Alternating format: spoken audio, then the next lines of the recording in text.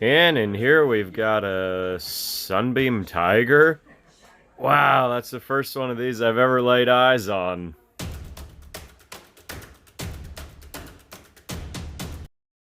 Came out today to check out a collection of British cars in an estate. These are stashed in little garages and sheds all over the gentleman's property. And this one here, little Austin Healey Sprite or MG Midget. They were fairly close together in styling in this period, so they're pretty difficult to tell apart, especially later on when they're modified like this one. See the little bulge there in the hood tells you it's probably been repowered with a different engine.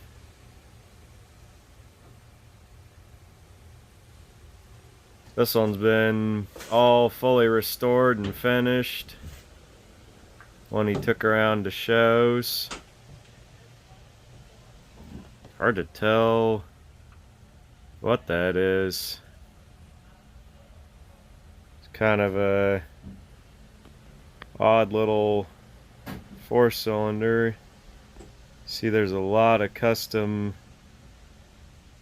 modified features to get this thing fit in here and make it work. Anybody knows what that engine is? You can comment below.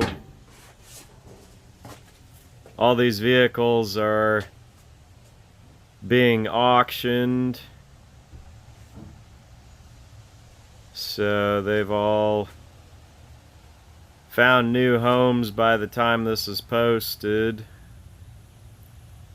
So you got the fender flares and the slot wheels, the roll bar. He did like to tour around in these and drive them.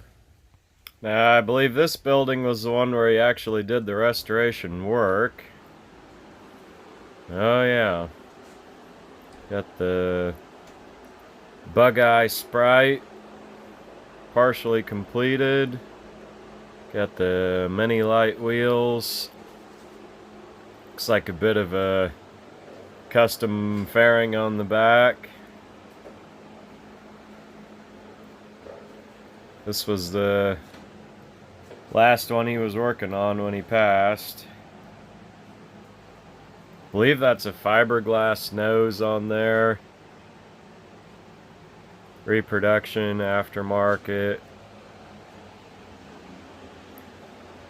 See, there's a lot of work to get it to this point, and a lot left to be done.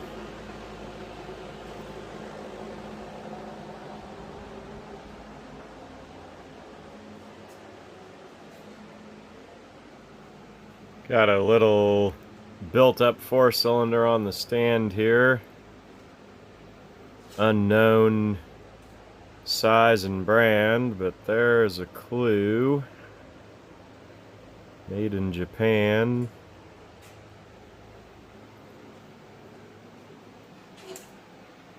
What is it? Nissan, Mazda, Toyota, Suzuki. This type of stuff on these old shop walls is just fascinating. See how meticulous these guys were, and a lot of knowledge about this stuff unfortunately goes away when these guys pass.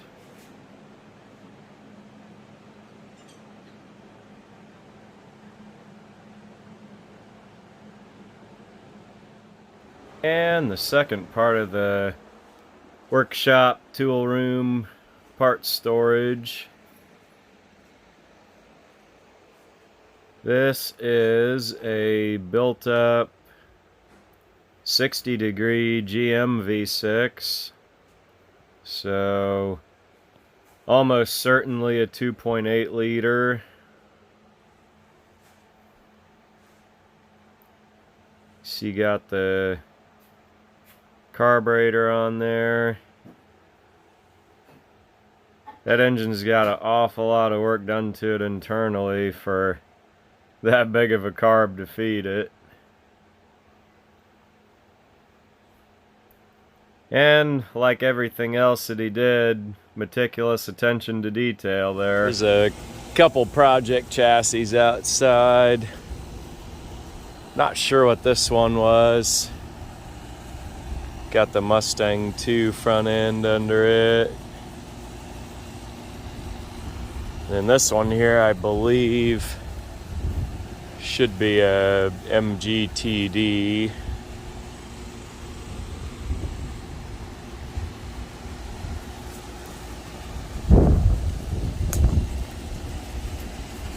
Unfinished dream out in the weeds.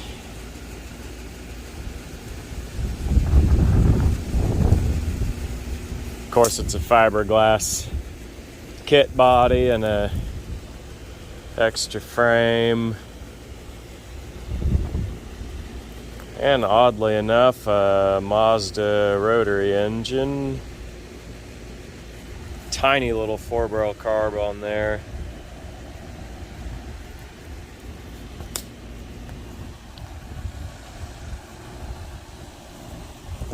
Obviously hard seized from the weather, and it may have been when they put it in there, they may just have had it there for mock-up.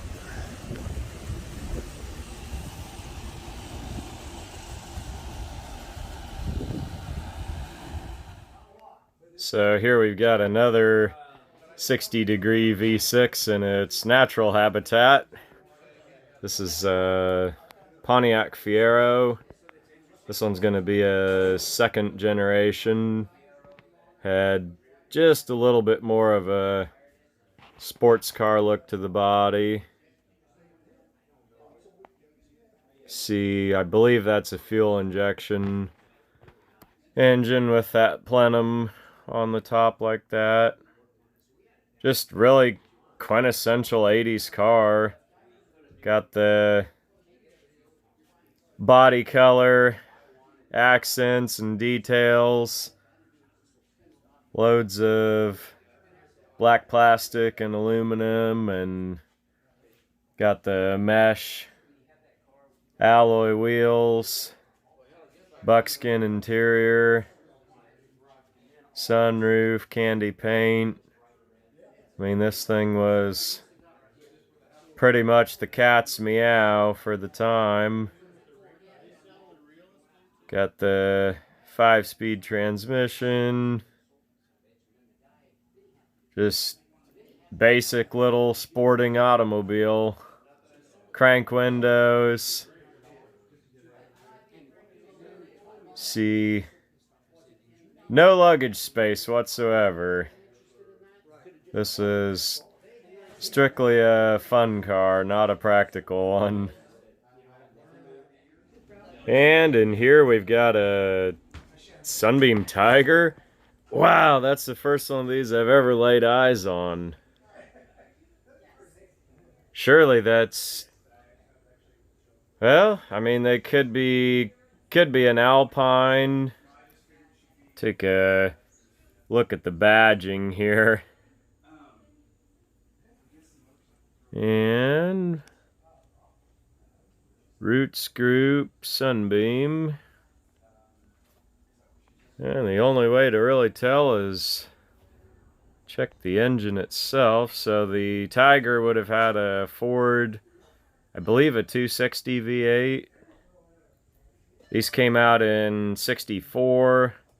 So that engine was shared by the Mustang, Fairlane, Falcon, Comet.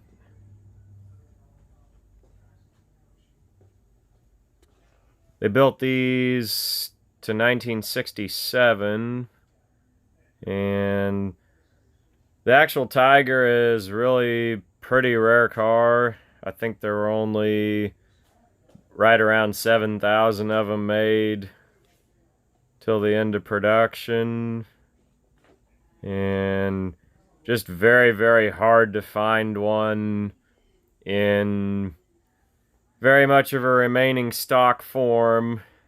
You can see he did like to drive these. Got the rally number magnets, got the extra set of sticky tires. So these cars were definitely used as intended. Just fascinating to finally get to see a Tiger. Got one more building to take a look in. Got some Japanese motorcycles, MGB, Austin Healey parts. Parts and parts and parts. It's pretty rare that go to a state auction like this and actually see things so fastidiously organized.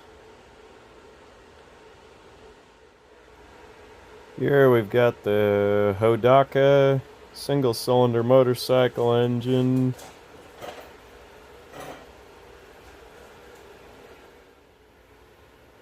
Parts and parts and parts. All organized, waiting their turn.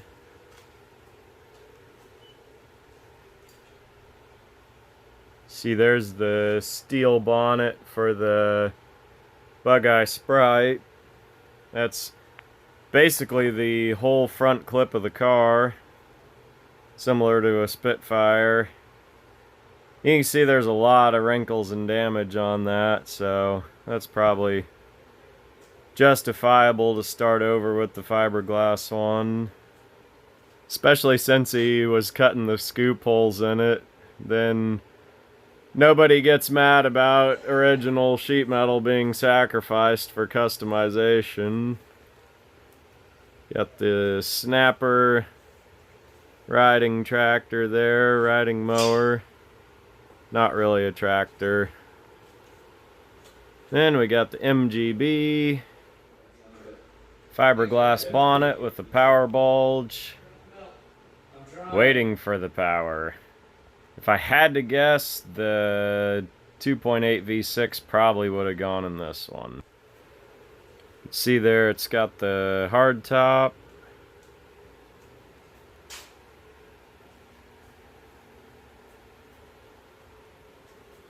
Roll bar. Believe that's an aftermarket hardtop. Can't recall seeing anything like that on a factory B. And really pretty solid car overall. Probably either something somebody only drove in the nice weather months or had shipped in from the West Coast, because seldom ever find them that rust free.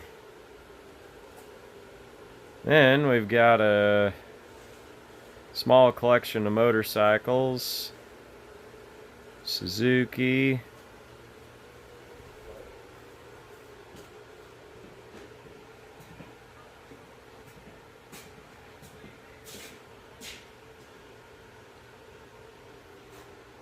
Fairly high miles for a little bike like that.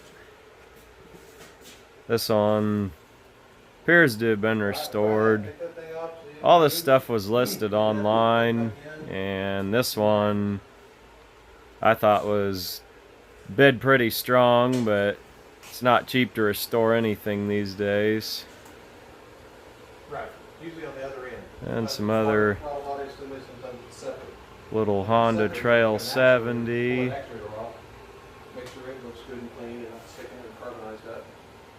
Yamahas. It could be sticking, even though your pedal making the one thing just move, various stages of needing resurrection. But pretty original, pretty unmolested bikes overall, honestly. And most importantly, they have been stored inside, which is definitely the way you want to find them. So if these old little single-cylinder engines still turn over, probably be quick project for somebody to get Yep. these things rehabbed and Wheels. see the road and see the trails again another day. Any of this stuff, you maintain it and keep it in good condition and the collector value only goes up. Here we've got the Ford Pinto engine. The early models had a smaller displacement, I think like a 2-liter, and then the later models had a 2.3, and I am not sure which one that is.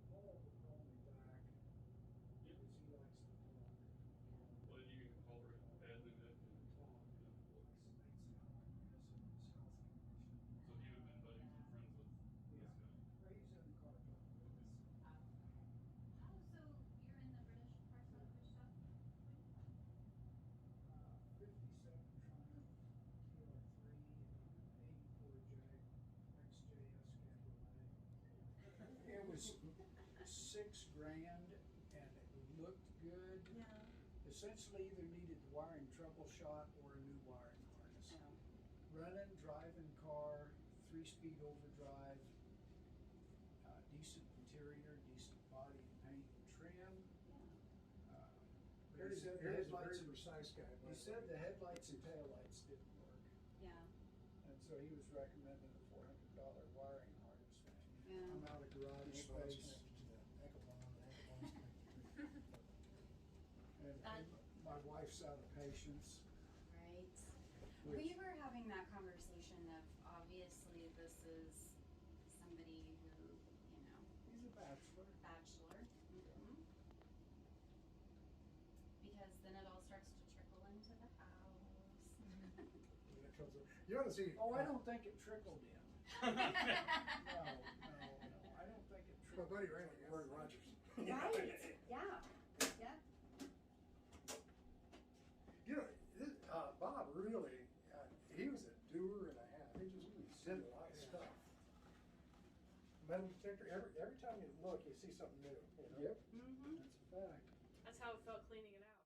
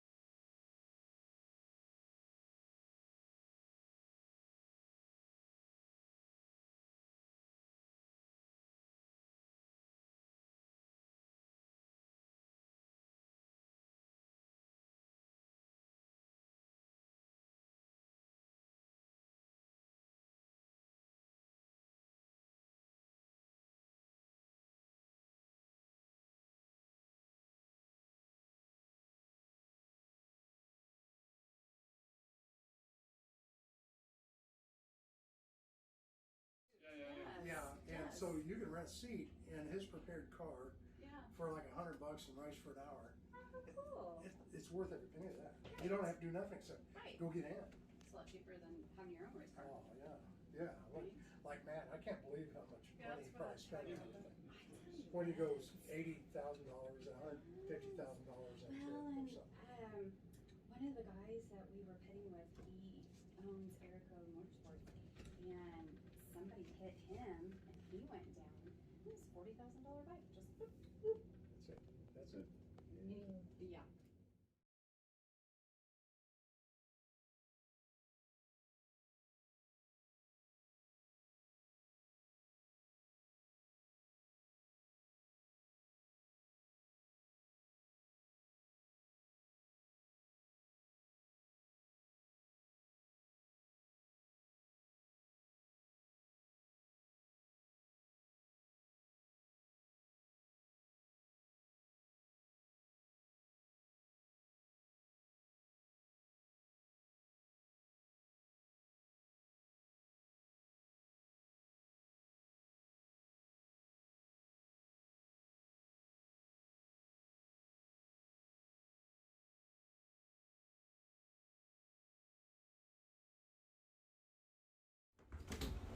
Oh yeah, yeah. Rob took And down in the basement, everything else to do with vehicles and cars.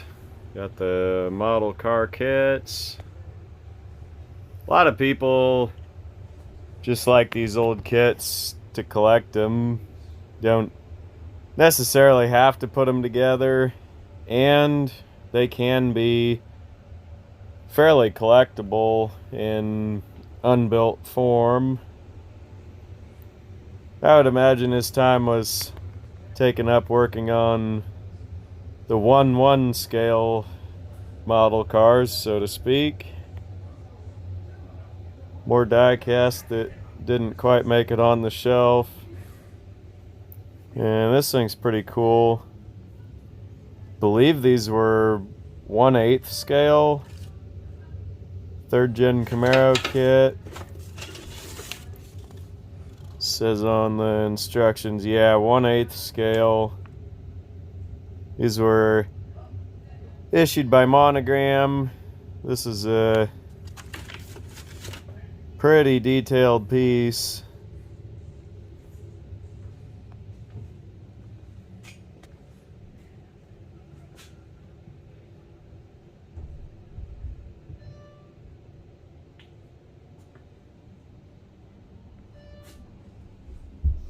Got the Austin Healey Bug-Eye Sprite blueprints.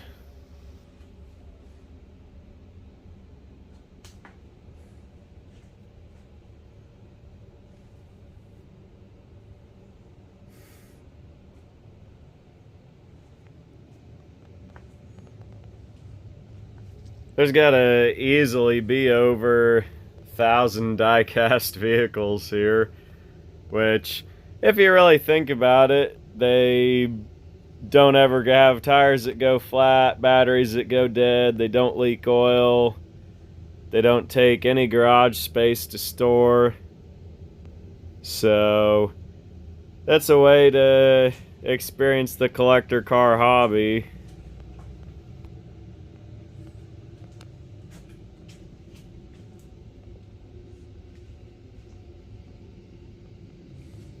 And you look around, I mean, this gentleman was quite the meticulous craftsman.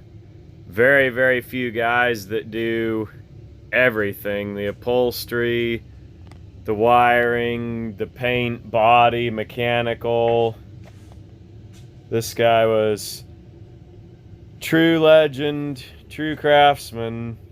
They don't come like this very often.